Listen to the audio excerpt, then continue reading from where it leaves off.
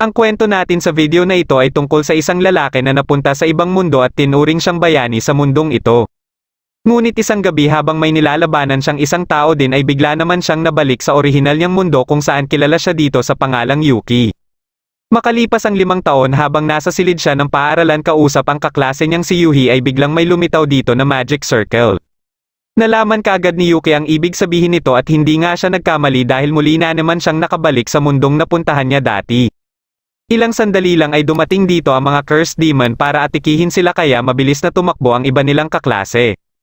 Pagka-atake ng isa dito kay Yuki ay niyakap siya ni Yuhi para iligtas siya ngunit sinanggalang ni Yuki ang sandata ng cursed demon ng isa niyang daliri at naglabas din siya ng napakalakas na hangin kaya tumilapon ito. Katapos ay tumakbo na din sila at nakasalubong naman nila ang mga kawal ng kaharian ng Destinia na pasugod sa mga cursed demon. Habang pinagmamasdan nila ang labanan ay may napansin si Yuki sa magical power ng mga cursed demon. Dumating dito ang isang babaeng kabalyero na nakilala din niya at ang isa ding kabalyerong lalaki. Pinamunuan ng mga ito ang Royal Knights para kalabanin ang mga cursed demon. Nang makarating sila sa palasyo ng Destinia ay nakaharap nila ang hari at ang prinsesang si Margaret. Kinikilala silang mga heroes ng mga ito at magtatanggol umano mula sa mga demons na umaatake. Inihalin tulad ng mga ito ang nangyari 5 taon na ang nakakaraan kung saan may mga heroes din ang dumating dito para iligtas ang kaharian. Dahil wala naman silang kaalam-alam sa pakikipaglaban maliban kay Yuki ay sinimulan kaagad silang sanayin sa paghawak ng espada at sa mahika. Hindi na ito inintindi pa ni Yuki kaya napansin siya ng babaeng kabalyero na tinawag niyang Elka. Pinapabalik siya ni Elka sa pagsasanay dahil kung hindi ay mapipilitan na umano siyang gamitan siya ng dahas. Dahil dito ay hinamon niya si Elka na subukan ito sa kanya. Pagka-atake ni Elka ay madali lang niya itong naiwasan at nang hinampas niya ito ay dito na siya nito nakilala. Napaluhod ito sa kanya habang tinatawag siyang Setsu na siyang orihinal niyang pangalan. Katapos ay ginawa niya itong upuan at dumating din dito ang lalaking kabalyero na si Glynn. Dahil sa kalagayan ni Elka ay hindi na masyadong nagduda pa si Glynn na siya nga ang kilala nilang Setsu kahit nag-iba na ang hitsura niya. Katapos ay pinuntahan naman nila si Thea na mabilis nakilala si Setsu dahil sa magical power umano nito. Napapaisip si Setsu tungkol sa mga cursed demon na napansin naman sa kanya nila Glynn at alam ni Thea na tungkol ito sa pakikipaglaban sa mga demons. Dahil dito ay tinanong na din nila Elka si Setsu kung bakit bigla na lang itong nawala. Hindi naman alam ni Setsu ang eksaktong dahilan habang inaalala ang pakikipaglaban niya kay Toma nung gabing iyon. Ang sigurado lang siya ay napanatili niya ang kanyang memorya at kapangyarihan nang makabalik siya sa orihinal niyang mundo. Natanong naman niya sa mga ito ang nangyari kay Toma matapos ang labanan dahil sigurado siyang may kinalaman ito sa mga cursed demon. Ayon naman sa mga ito ay hinanap din nila si Toma katulad ng paghahanap nila sa kanya ngunit hindi nila ito nakita. Ipinatawag naman ng hari si Glynn para sa pagpupulong tungkol sa digmaan. Napagpasyahan ng hari at ni Margaret na salakayin na ang mga demons.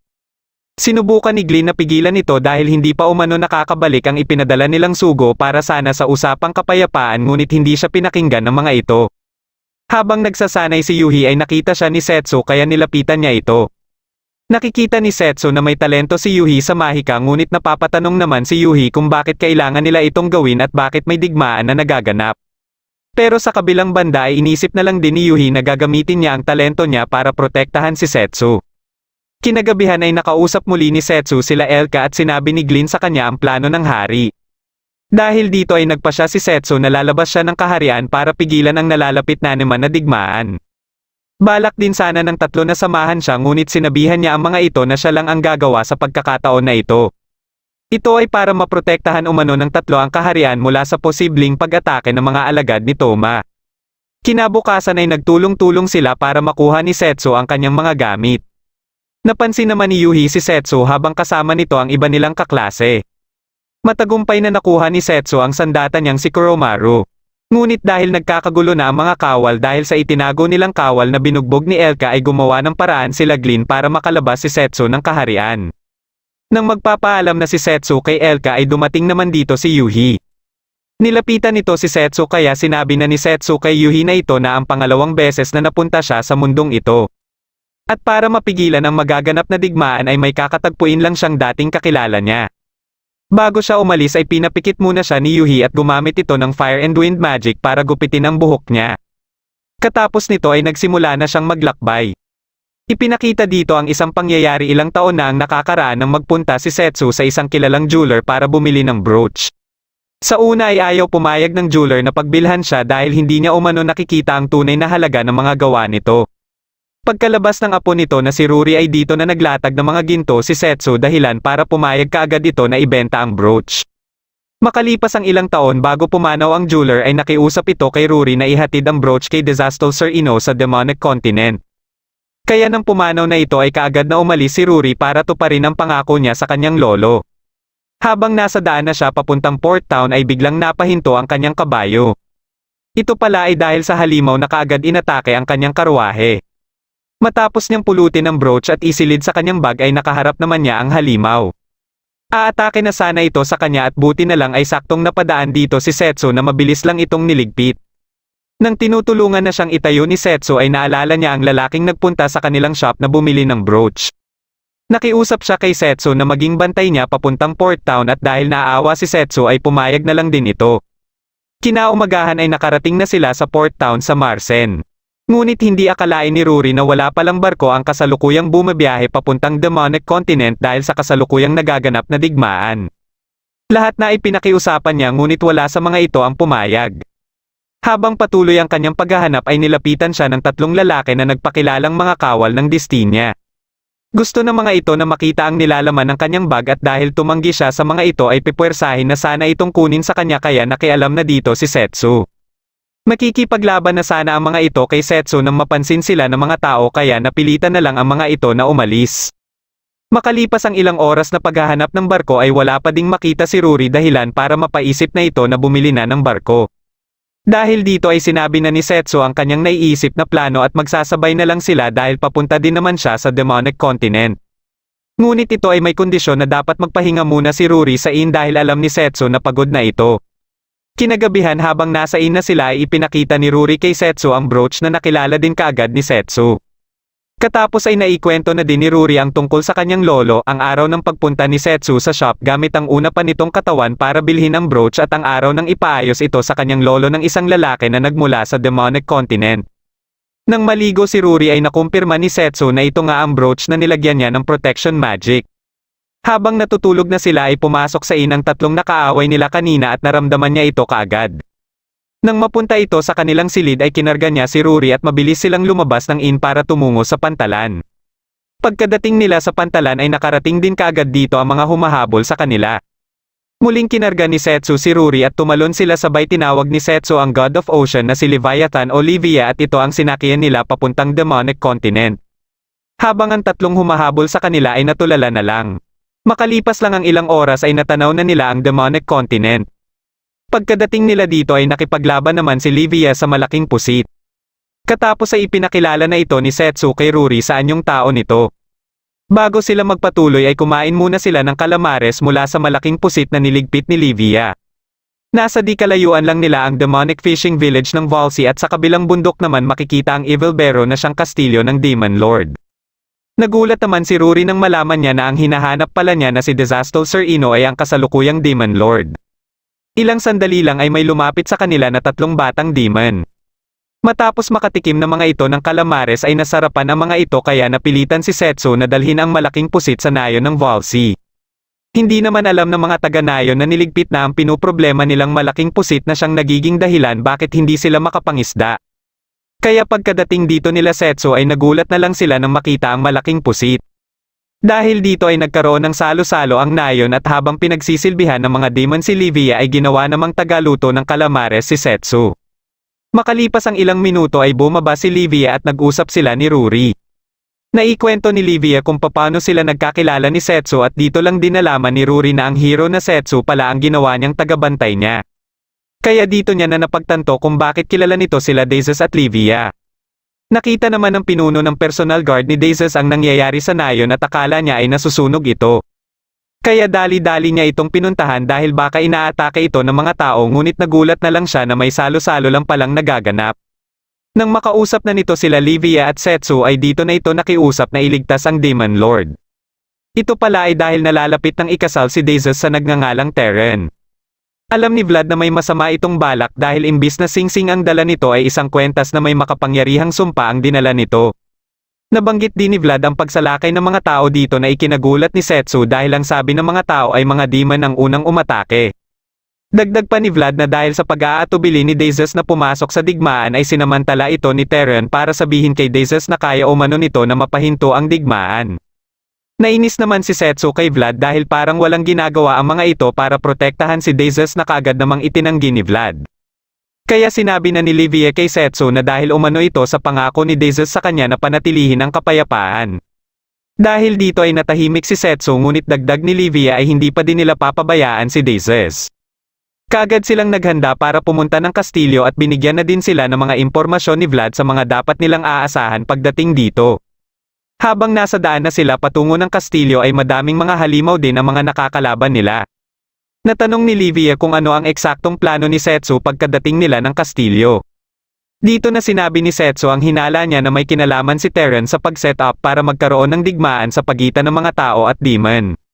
Ito ay dahil parehong iniisip ng magkabilang panig na inunahan sila ng atake. Sa ngayon ay hindi pa sigurado ang mastermind nito ngunit siguradong may alam dito si Terran. Ipinakita dito ang panahong naglaban sila Setsu at Desus at ang simula na din ng kapayapaan sa pagitan ng mga tao at demon. At bilang tanda ng kanilang kasunduan ay ibinigay ni Setsu ang brooch kay Desus. Makalipas ang ilang araw ay nakatanggap na lang sila ng balita na nawawala na si Setsu. Ngunit gayon pa man ay ipagpapatuloy pa din ni Desus ang pangako nito kay Setsu na kapayapaan. Habang naglalakad sila sa merkado ay bigla na lang nabiyak ang brooch kaya dinala ito ni Vlad sa lolo ni Ruri para ipaayos. Makalipas ang 5 taon ay nakatanggap na lang sila ng balita sa pagsalakay ng mga tao. May kutob si Desus na may hindi tama dito kaya inatasan niya sila Zian at Lamena na pumunta ng Destinia para alamin ang totoo.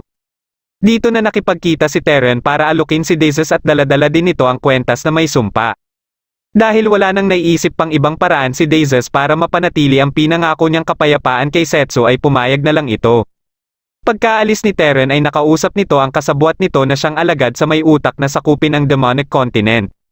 Habang papalapit na sila Setsu sa kastilyo ay kasalukuyan na palang nagaganap ang kasal nila Desus at Terran. Nang isusuot na ni Terran ang kwentas na may sumpa ay biglang may sumabog sa taas ng simbahan at nagpakita dito si Setsu. Pinaatake naman kaagad ni Terran ang mga alagad nito ngunit mabilis lang silang tinalo ni Livia. Dito na nagpakita ang kasabwat ni Terran na ginamitan si Livia ng shadow magic dahilan para hindi ito makagalaw. Ililigpit na sana nito si Livia ngunit mabilis namang umaksyon si Setsu para pigilan ito at atikihin ito mula sa likod. Tumayo pa ito at sinubukan na makipaglaban kay Setsu ngunit binugbog lang ito ni Setsu. Kaya nagpa siya na lang ito na umatras muna para ipaalam sa kanyang pinuno ang pagbabalik ni Setsu. Nang tiningnan nila ang mga tinalong kalaban ni Livia ay nalaman nila na mga magic soldiers lang ang mga ito na ginawa mula sa sumpa. Nagpa siya si Setsu na bisitahin din ng hari ng Beastman na si Regulus dahil nababahala din siya sa posibleng gawin ni Toma dito. Ilang sandali lang ay dumating na din dito sila Ruri at Vlad. Dahil dito ay muling naibalik ni Setsu kay Desus ang brooch. Pagkadating ng kanilang mga kawal at ng madakip na si Terran ay nagpaalam na din sila Setsu kay Desus. Bilang pasasalamat ni Desus kay Ruri na maibalik ang brooch ay nagpa siya itong patayuan ng tindahan dito si Ruri. Nangako naman si Vlad kay Setsu na tutulong din sila sakaling mangailangan din ito ng tulong. Habang sa Destinia naman ay patuloy pa ding sinasanay nila Elka sila Yuhi. Dahil sa pagpupursige ni Yuhi ay napapansin na din nila Elka ang paglakas ng mahika nito. Katapos nilang magsanay ay kinausap ni Yuhi sila Elka at Glynn para sana hilingin sa mga ito na isailalim siya sa espesyal na pagsasanay dahil gusto din niyang makasama si Setsu sa labanan. Sa una ay sinubukan muna ni Elka ang buong kakayahan niya at dahil nakita kaagad nito ang potensyal niya sa pakikipaglaban ay dinala naman siya sa tunnel. Alam ni Elka kung ano na lang ang kulang kay Yuhi at dito niya ito susubukan. Nagpakita sa kanila ang isang malaking buwaya at gusto ni Elka na kalabanin ito ni Yuhi. Pagkaatake nito ay nasangga ito ni Yuhi ngunit nasugatan naman siya ng mga kuko nito. Dito niya na ginamit ang kanyang mahika at napabagsak niya ito. Muli itong bumangon at gusto ni Elka na iligpit na ito ni Yuhi ngunit hindi ito magawa ni Yuhi. Ayon kay Elka na bagamat halos magkasing lakas na sila pagdating sa mahika ay nakikita niya ang kakulangan kay Yuhi at ito ay ang determinasyon na pumaslang ng kalaban. Dahil dito ay si Elka na lang ang nagligpit sa buwaya at umalis na sila dito. Habang nasa silid na si Yuhi ay binisita naman siya ni Thea para pagalingin ang natamo niyang sugat. Nagkaroon sila ng kaunting pag-uusap at napag-usapan na din nila ang tungkol kay Setsu. Nasa labas lang pala si Elka at pinakikinggan ang usapan nila. Makalipas lang ang ilang araw ay muling binalikan nila Yuhi at Elka ang tunnel. Madali lang napabagsak ni Yuhi ang buwaya ngunit hindi niya ito niligpit at sinigurado niya lang na hindi na ito makakalaban pa. Ito pala ang sarili niyang determinasyon ang hindi pumaslang kahit kailanman. At para magawa niya ito sa lahat na makakalaban niya ay kailangan niyang maging mas malakas pa. Isang araw ay ipinaalam nila Glynn sa lahat ng heroes ang utos ng hari na i-deploy sila sa Evil Thean na isa ding demonic nation. Habang patungo na sila Setsu at Livia sa Beastman Continent ay nagkataong nakasabayan nila ang demon na si Alizé na tinuturing ang sarili nito na estudyante umano ni Setsu. Kasama naman ito si Amel na nagpakilalang kapatid naman umano ni Alizé. Nabanggit ni Setsu kay Alizé ang plano niyang hadlangan ang binabalak ni Toma. Balak sana ni Setsu na isama din si Alizé papuntang Beastman Continent ngunit may kasalukuyang misyon pa pala ito. Dito na naikwento ni Alizé kung paano sila nagkakilala ni Amel. Ayon kay Alizé ay tumanggap siya ng request mula sa nayo ng Zathro para iligpit ang isang dragon. Habang nasa misyon siya ay nanirahan muna siya sa bahay nila Amel. Dito lang din niya nalaman na inampun lang din pala si Amel ng totoong may-ari ng bahay na tinutuluyan niya na siyang tinuturing na kuya ni Amel. Ngunit hindi na umano ito umuwi simula nang unang magpakita ang dragon. Nabanggit din ni Alizé na hindi lang ang kuya ni Amel ang nawawala kundi ang iba pang mga taga-nayon. Nangyari ito nung nakaharap niya na ang dragon at nang mabigyan niya ito ng pinsala ay nagawa pa nitong makatakas. Pagkabalik niya ay nagulat na lang siya na nawala na ang mga taga-nayon at tanging si Amel na lang ang natira. Kaya plano sana nilang pumunta ng syudad para ipagkatiwala muna sa iba si Amel habang patuloy pa ang kanyang pag-iimbestiga sa nayon. Nangako naman sila Setsu at Livia na tutulong sila kay Alizé na mahanap muli ang kuya ni Amel at ang ibang mga taga-nayon na nawawala. Bigla naman silang napahinto dahil binabaha pa ang ilog na tatawiran sana nila. Habang hinihintay nila na humupa ang baha ay may naisip na senaryo si Setsu at dito niya na pinagsuspetsahan si Amel base sa kwento ni Alizé at mga nabanggit din ni Amel na pinaghinalaan niya. Sa una ay pinipilit pa ni Amel na inosente siya ngunit di nagtagal ay pinasabog na nito ang karwahe. Nailigtas ni Setsu sila Livia at Alizé habang si Amel naman ay nagtransform sa anyong dragon nito. Pinagtulong-tulungan nila itong kalabanin kaya nagawa kaagad nila itong matalo at naglaho din bigla. Nagpatuloy sila Setsu papuntang Beastman Continent at nagpaiwan naman si Alizé para balikan ang nayo ng Zathro. Ilang sandali lang pagkapasok niya ng bahay nila Amel ay nagulat na lang siya nang magpakita dito si Amel na may mga kasama ng mga halimaw. Ayon kay Amel ay ginawa ng mga manika ang mga naninirahan sa nayon para gawing mga magic soldiers na gagamitin sa digmaan. Dito na din sinabi nito ang totoo nitong pangalan na si Melekar na isa palang monster master. Dagdag pa niya na ito umano ang binigay na pangalan sa kanya ni Toma. Habang sa Beastman Continent naman ay may nagngangalang Shironeko sa isang nayon na may magandang relasyon sa kanyang mga taga-nayon dahil sa mga naitutulong niya sa mga ito. Kaya palagi siyang binibigyan ng mga ito ng pagkain bilang pasasalamat sa kanya. May nakababata siyang kapatid na si Mineko na may dinaramdam na sakit. May isang klase ng gamot naman itong iniinom para pansamantalang mapahupa tuwing sumusumpong ang sakit nito. Nakarating naman sila Setsu at Livia sa nayon na ito at balak sana nilang mag-arkila ng bangka para sa pupuntahan nila. Ngunit kinabukasan pa ito pwedeng magamit kaya nagpasya na lang muna sila na matulog sa inn. Pumunta naman si Shironeko sa kilala niyang si Kuroino na namamahala naman ng isang inn para bumili dito ng gamot para kay Mineko. Isa din pala si Kuroino sa mga alagad ni Toma at inalok nito si Shironeko na iligpit si Setsu kapalit ng malaking bayad na makakatulong umano sa pagpapagamot kay Mineko. Ilang sandali lang ay dumating na dito sila Setsu at Livia para umupa ng kanilang matutulugan. Habang paalis dito si Shironeko ay pinagmasdan niya na din ang mukha ni Setsu. Kinagabihan habang natutulog na sila Setsu ay inumpisahan na ni Shironeko ang misyon nito. Ibinigay sa kanya ni Kuroino ang susi ng kwarto nila Setsu kaya madali lang siyang nakapasok. Nang inatake niya na si Setsu ay nagulat siya na isa lang pala itong ilusyon. Nasa likod pala niya si Setsu na kaagad siyang sinipa dahilan para tumilapon siya palabas ng bintana. Pagkalabas ni Setsu ay inatake siya ng fireball ni Shironeko ngunit madali lang itong nasangga ni Setsu. Katapos ay hinawakan naman ni Setsu ang ulo ni Shironeko at sinampal ito na nagdahilan para mawalan ito ng malay. Nang nilapitan nila ito ay napansin nila ang sumpa na nakapalibot sa buong katawan nito. Nagising si Shironeko sa bahay nila at nang makita nito si Setsu ay balak niya na sanang atikihin ito ngunit pinigilan siya kaagad ni Mineko. Ang pagkakaalam lang ni Mineko ay nawalan lang siya ng malay at tinulungan siya ni Setsu. Naintindihan kaagad ni Setsu ang sitwasyon ni Shironeko bakit gumagawa ito ng mga trabahong delikado. Dito niya na din sinabi na hindi sakit ang meron kay Mineko. Ginamit niya ang brake light at matapos niya itong itutok sa kwentas na suot ni Mineko ay dito na nila nakita ang sumpa na nakapalibot kay Mineko. Sa sobrang lakas nito ay naisip kaagad nila na may kinalaman dito si Toma. Mabilis namang gumawa ng aksyon si Setsu para tanggalin ang sumpa kay Mineko. Gamit ang isang sandata na tinatawag niyang gluten ay hinigop nito ang sumpa mula sa katawan ni Mineko. Ngunit biglang dumating dito si Kuroino at inatake si Setsu kaya dali-dali itong sinangga ni Shironeko. Nang maghahanda na ulit sa pag-atake si Kuroino ay bigla naman siyang inatake ni Livia.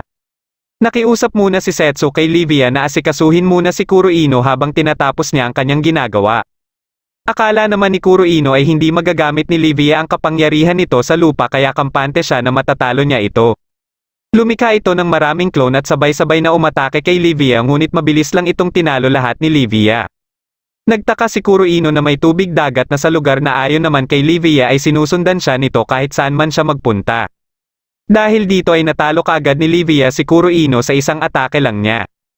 Matapos niya itong tanungin sa pinaplano ni Toma ay lumapit naman sa kanila si Shironeko para tanungin si Kuroino kung bakit niya umano ito ginawa sa kanila ni Mineko.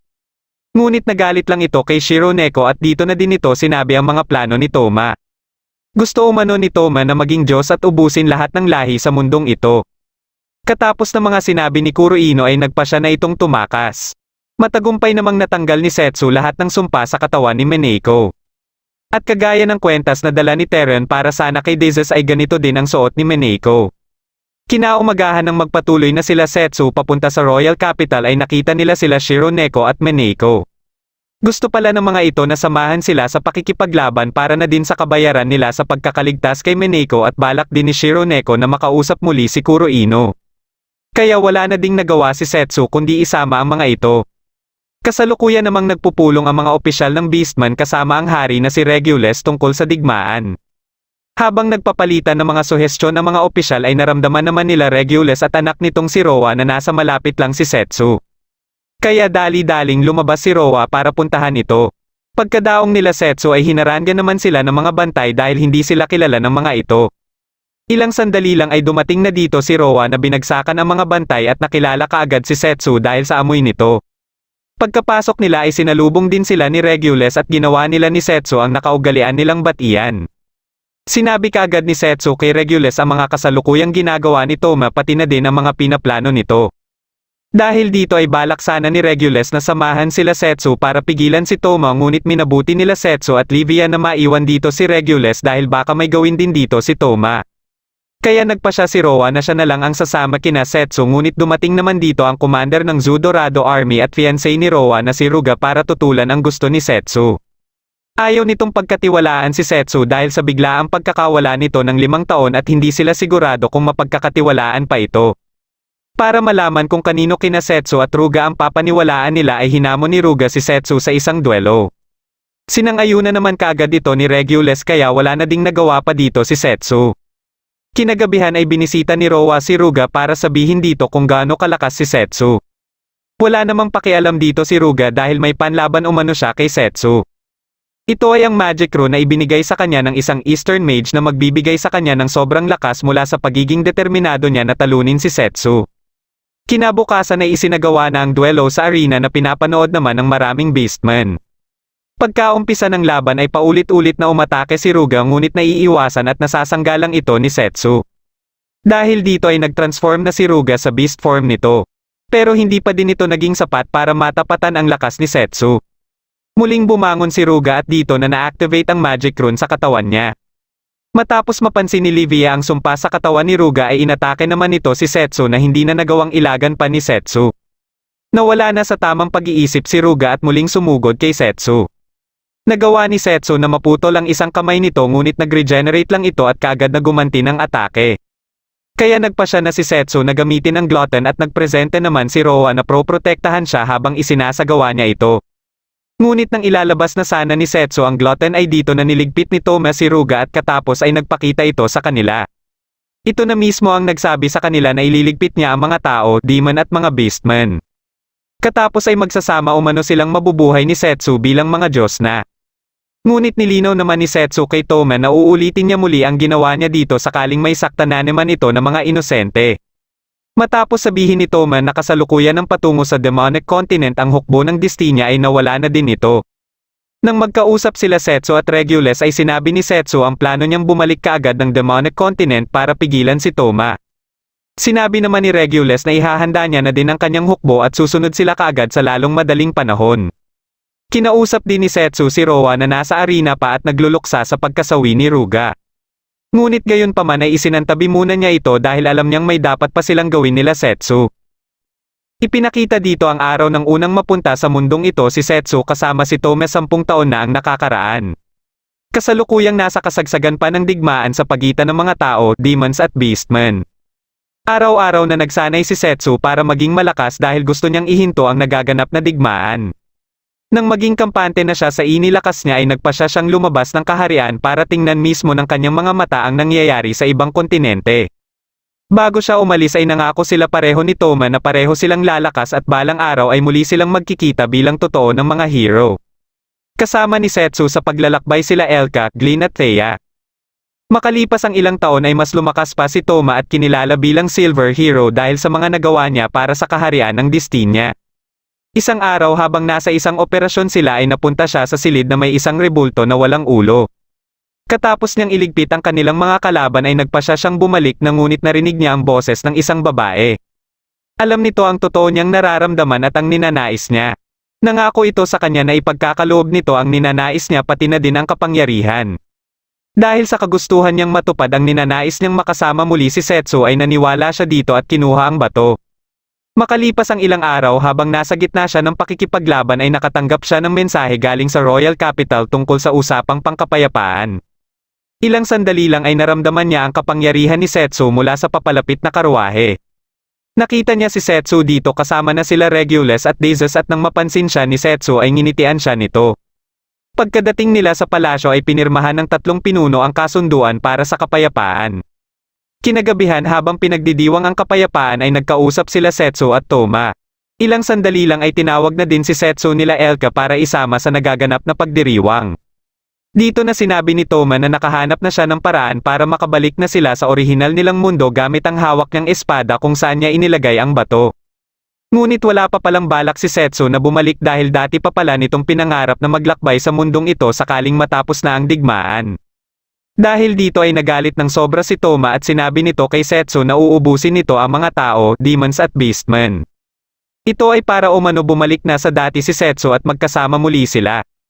Pagka-atake nito kay Setsu ay mabilis na inilabas ni Setsu ang glutton para sanggain ito. Patuloy itong umatake kay Setsu at napansin na din nila Elka na parang may nagaganap na labanan sa taas. Pagka-atake ni Setsu kay Toma ay nadaplisan ito ng espada ni Toma at napuruhan naman nito si Toma. Dahil dito ay nabalik si Setsu sa orihinal na mundo at kaagad namang tumakas si Toma kaya pagkadating nila Elka ay pareho nang wala ang dalawa. Nang makalayo si Toma ay kinuha nito ang bato sa espada ngunit nabitawan din niya ito dahil sa sobrang panghihina. Ilang sandali lang ay naglabas ng liwanag ang bato at nakita niya ang isang pasilidad kung saan may mga pinag-eeksperimentuhan dito. Nakaramdam siya na parang kapareho ito ng kalagayan niya kaya nagpasya siyang iligtas ang mga ito. Makalipas lang ang ilang oras ay nilusob niya ang pasilidad at matagumpay niyang nailigtas ang iba sa mga biktima. Kasama dito sila Kuroino at Melikar at naging alagad niya na ang mga ito. Kasalukuyan na din silang nasa Demonic Continent at hinihintay ang hukbo ng Destinia. Nararamdaman naman ni Thea ang bakas ng kapangyarihan ni Toma habang papalapit sila sa Demonic Continent. Kaya masasabi nilang hindi talaga ang Demonic Nation ang tunay na kalaban nila kundi ang hukbo ni Toma. Ngunit hindi nila ito masabi sa general at sa iba dahil baka mapagkamalan pa silang mga espiya. Pagkadaong nila ay kaagad na nag-umpisa ang labanan. Habang nagbabakbakan ang mga kawal sa dalampasigan ay nagpapalitan naman ng atake ang mga salamangkero. Kasama naman nila Glynn sila Yuhi at ibang hero at nang magsimula ng sumugod sila Elka ay sumunod na din sila Yuhi. Ilang sandali lang ay nakita ni Yuhi ang mga kasamahan niya na may ililigpit na sanang kalaban. Kaagad niya itong pinigilan at nakipagtalo siya dito. Bigla silang nakarinig ng boses ng isang babae at nakita nila sa taas ang mga magic circle na may nagsilabasan ng mga cursed demon. Katapos ay nagpakita din dito si Alize na isa ng puppet ni Melikar. Inatake nito ang mga kawal ng Destinia habang ang mga cursed demon naman ay nilalabanan nila Glynn. Nagpakita na din dito si Melekar at namukhaan naman nila Elka si Elise. Sa galit ni Elka kay Melekar ay sinugod niya ito ngunit hinarap naman siya ni Elise. Katapos ay nagpalabas naman si Melekar ng iba pang mga alagad nito. Ito ang pinaatake niya kina Glynn at nang makialam ang malaking ahas sa labanan nila Elka at Elise ay kaagad itong niligpit ni Elka. Niligpit na din ni Glynn ang Gorilla at si Thea na ang tumapos sa ibang mga cursed demon at sa dragon habang si Yuhi naman ang tumalo sa dinosaur. Pinaatake ni Melekar si Elise kina Elka at sa pagkakataon na ito ay nagpasya na si Glynn na bigyan ito ng pinsala. Sinugod naman ni Elka si Melekar at nagawa nito na mapuruhan ang magic organ ni Melekar. Akala ni Elka ay natalo niya na ito ngunit nagulat na lang sila na bumangon ito muli. Dito lang nila nalaman na may isa pa palang magic core si Melekar dahil may binago na sa katawan nito. Gumamit si Melekar ng limit break para malampasan ang limitasyon niya at nagpalabas siya ng isang chimera. Siya na din mismo ang kumontrol dito at inatake sila Elka. Matagumpay na nasangga nila Thea at Yuhi ang isang atake nito ngunit katapos nito ay bumagsak na si Thea dahil sa panghihina. Napansin naman nila Elka at Glynn ang isang paru-paro at matapos din itong mapansin ni Melekar ay dito na siya niligpit ni Elise na nakabalik na pala sa tamang pag-iisip. Niyakap nito si Melekar at unti-unting naging bato ang chimera kasama si Melekar. Gumana naman kay Elise ang healing magic na ginamit dito kaya kampante sila Glynn na makakaligtas ito. Bigla naman silang nakarinig ng boses ng lalaki at ito pala ay ang isang alagad ni Toma na si Kagero. Nagpasya naman si Yuhi na siya ang makikipaglaban dito. Nang mag-uumpisa na ang kanilang laban ay nakaramdam si Kagero ng malakas na magical power. Natuwa naman dito si Yuhi dahil ito pala ay si Setsu kaya napayakap na lang siya bigla dito. Kaagad na hinarap ni Setsu si Kagero at base sa magical power ni Kagero ay alam niyang ito ang nakalaban niya sa palasyo ni Dazes. Habang sa ibang bahagi naman ay nakaharap nila Shironeko at Mineko si Kuroino. Ayaw sana nila Shironeko na kalabanin si Kuroino at gusto lang nilang sabihin ito sa kanila ang totoo dahil nararamdaman nilang hindi talaga ito masama. Ngunit dahil walang pakialam sa kanila si Kuroino at inatake na din sila nito ay wala na silang magagawa kundi labanan na lang ito. Parehas na nagawang masugatan ni Kuroino sila Shironeko at Mineko ngunit nakaganti din kaagad ang mga ito. Akala nila ay natalo na nila si Kuroino nang bigla nitong dinakip si Mineko. Katapos nitong atikihin si Shironeko ay ginamit na nito ang limit break dahilan para mas bumilis pa ito at mapuruhan muli si Shironeko. Pagkabangon ni Shironeko ay muli itong inatake ni Kuroino at nang makalapit na ito kay Mineko ay dito na nila ginamit ang Beast Merge. Nagbigay ito sa kanila ng sobrang lakas at bilis na nasaksihan kaagad ni Kuroino. Pagka-atake ni Kuroino ay ginamit nila Shironeko ang Wind Beast dahilan para mapinsala lahat ng kamay ni Kuroino. Muli pa itong bumangon at umatake ngunit binugbog pa din ito nila Shironeko at dito na nila ito natalo. Nakaharap naman ni Rowa ang isa pang alagad ni Toma. Bago sila maglaban ay nagkaroon muna sila ng pag-uusap. Hanggang sa mabanggit nito si Ruga kaya dito na nagalit si Rowa at mabilis itong sinipa. Sa sobrang tigas ng katawan nito ay ang binti pa ni Rowa ang nagtamo ng pinsala. Nang naghahanda na muli sa pag-atake si Rowa ay dito na ginamit ng kalaban ang kapangyarihan nito. Mula sa katawan nito ay lumikha ito ng maraming bola na bakal at itinira kay Rowa. Nagtamo ng matinding pinsala dito si Rowa kaya naisip kaagad ng kalaban na natalo niya na ito. Ngunit muling bumangon si Rowa at inilabas na ang totoong kapangyarihan nito. Muling sumugod si Rowa habang inaatake siya ng kalaban. Hindi ito iniintindi ni Rowa at nagawa niyang mapuruhan ito ng suntok. Kaya naalala ng kalaban ang tungkol sa kakayahan ng Beast King's bloodline. Dahil dito ay mas lalong pinatigas ng kalaban ang katawan nito. Paulit-ulit itong pinagsusuntok ni Rowa hanggang sa may mabiyak na dito. Kaya naglabas na din ito ng mga matatalas na bakal at napuruhan muli si Rowa. Ngunit hindi pa din sumusuko si Rowa hanggang sa tuluyan ng tumagos ang suntok nito sa katawan ng kalaban. Dahil sa mga natamong pinsala ay bumagsak kaagad si Rowa pero nilapitan siya ng kalaban at ginamitan siya nito ng healing magic kaya nagtaka siya dito. Ngunit ilang sandali lang ay bumagsak na din ito. Nag-umpisa na ding maglaban sila Setsu at Kagero gamit ang kanika nilang mga espada. Gumamit si Kagero ng kapangyarihan nito para hindi makagalaw si Setsu. Katapos ay inatake nito si Setsu ngunit nasangga pa din ito ni Setsu. Dito na ginamit ni Kagero ang limit break dahilan para magamit niya ang totoo niyang kapangyarihan na Skia Amor. Nagpatuloy ang kanilang labanan hanggang sa mapabagsak ni Kagero si Setsu. Kaya nagpasya na din si Setsu na gamitin ang kapangyarihan niya. Sa isang atake lang niya ng flying sword ay nawasak nito kaagad ang shadow armor ni Kagero. Kahit wala ng sapat na lakas si Kagero para lumaban ay pinilit pa din itong lusubin si Setsu kaya pinabagsak na siya ni Setsu. Naramdaman naman kaagad ni Toma na natalo lahat ang kanyang mga alagad habang papasok siya ng kastilyo. Pagkadating naman ni Livia sa kinaroroonan ni Dazes ay nakahinga ito ng maluwag dahil okay lang ito. Ngunit ilang sandali lang ay dumating naman dito si Toma na katatapos lang iligpit ang mga kawal ni Dazes.